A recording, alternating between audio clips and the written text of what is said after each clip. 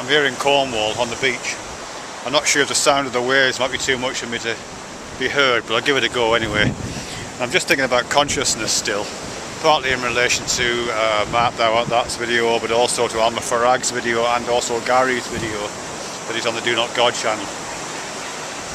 I should just say, by the way, this little beach I'm on here, I mean, it is absolutely gorgeous where I'm at. This little tiny alcove, which is only available when the tide's out, is just beneath the cliff. That's the cliff that I usually throw things off. If you've seen me throwing things off a cliff, that's where I throw them from. And this is where they land. So I only make videos up there when the tide's out, so I can come around and pick my stuff up. But yeah, consciousness. There's some interesting things about that. I mean, Gary's talking about the evolutionary origins of consciousness, and as far as I'm concerned, there's no doubt about that. You know, I mean, I know people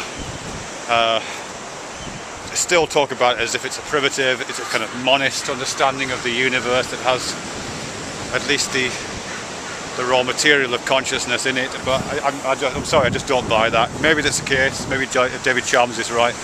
I'm not on board with that. Or rather, I should say that if there is something undiscovered in the relationships between elements, or in the, I don't know, the nature of space itself, or whatever, the nature of time itself, if there is something in there, it's not going to be what we call consciousness, you know.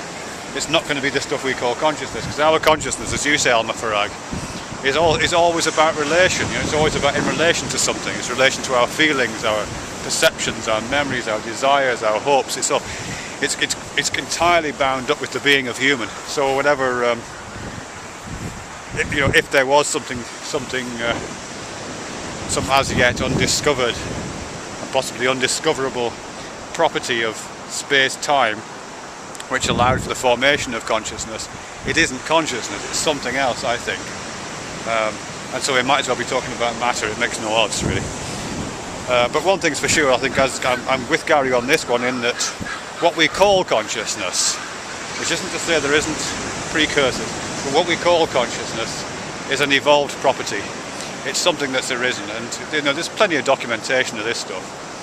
I've got a book at home, I can't remember who it's by now, but it's quite nicely written. It's an old one, written in the 1980s, but it's got really irritating cartoons of these little weird little characters going through it. Oh. So I don't know. But anyway, yeah, it's certainly evolved.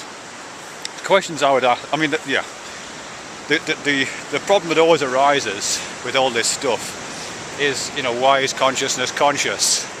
And Gary, you don't, I mean, none of us can get to this, but you don't get to it either. Of course, we can always say that that it evolves. We can always make allusions to how we can think about it. You know, we can talk about it in terms of reflex arcs, or we can talk about it in terms of re-entry loops, or all that kind of stuff. Hello, Puck. But you know, why does feeling feel like anything is always the problem. And I think it's personally, I think it's an irresolvable problem. It's caused by the limitations of our consciousness itself. You know, as I said in the video to Matt, we're trying to talk about something that we don't have the language or the conceptual apparatus to truly frame.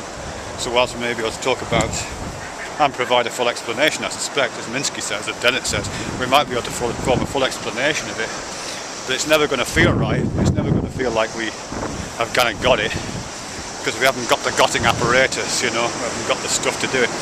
But what's that got to do with anything? Oh yeah. So yeah, evolution. The other thing to do with it, which I guess is your point, Gary, is to do with function of consciousness. What's it for?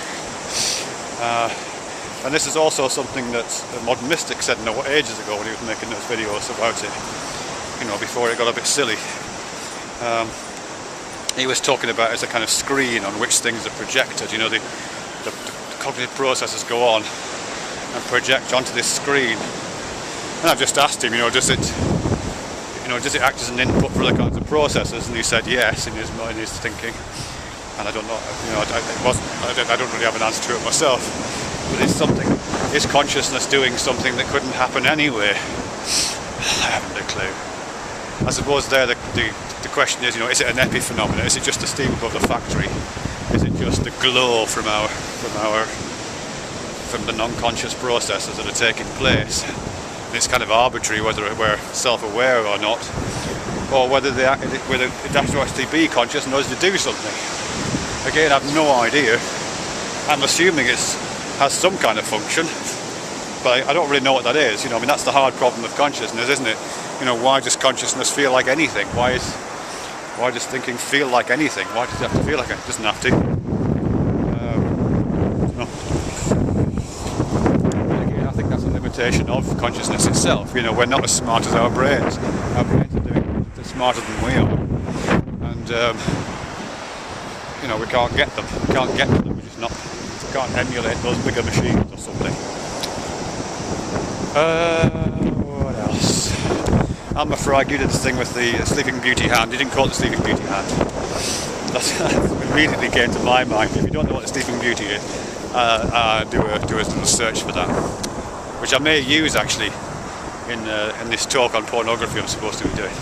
Pornography and the evolution of the conscious mind, or imagination.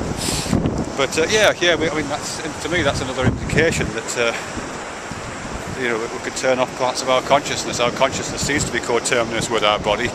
If you just sit on your arm for 10 minutes, suddenly your consciousness doesn't extend into your arm anymore, and it becomes somebody else's, or it becomes a piece of dead meat that happens to be coincidentally attached to you. It's weird that. What else? Yeah, relationships. I mean, this thing that you're talking about, Alma Frag, which I think is interesting again, is to do with the relationship between consciousness and self. Because I find myself slipping between the conversations as if they're the same thing, and I'm not sure they are. I mean, it always seems to be selves that are conscious. But then again, why is that the case? Is that necessarily the case? We do seem to be able to, or people seem to be able to lose parts of themselves, such as, you know, through Alzheimer's or some kind of degenerative disease. They seem to be able to lose parts of their self and yet stay conscious. And conversely, people seem to be able to lose parts of their consciousness and maintain a sense of self. So they do seem to be decomposable, or they don't seem to be perfectly overlapping concepts, do they? And self seems to appear in consciousness. That's often how we phrase it, even though it uses the spatial metaphor for consciousness that I don't entirely jive with. But you know, whatever this consciousness is, the withness of consciousness imposes a self, doesn't it, at the focal point of that withness. You know, consciousness I think means with knowing, and there's always a knower implied just by triangulating the points back from the knower, from the stuff that's known. You know what I mean? Just like you can triangulate back to the Big Bang by looking at the speed and direction in which everything's, not the direction, but you know, just recognising everything's inflating, it points back to the Big Bang. So the fact that that knowing seems to have a vector to it, it implies that the lines seem to triangulate back to a self orchestra leader at the origin of those lines. Anyhow, I'm back on the big beach now. This would be a perfect beach for a skimboard. I've never seen it quite like this. The tide is out a long way, but the beach is completely wet. I mean, look at the skimboarding opportunities here, and I ain't got one. Oh God. And there's my dog Phoebe, and there's the cliff. I'll throw things off.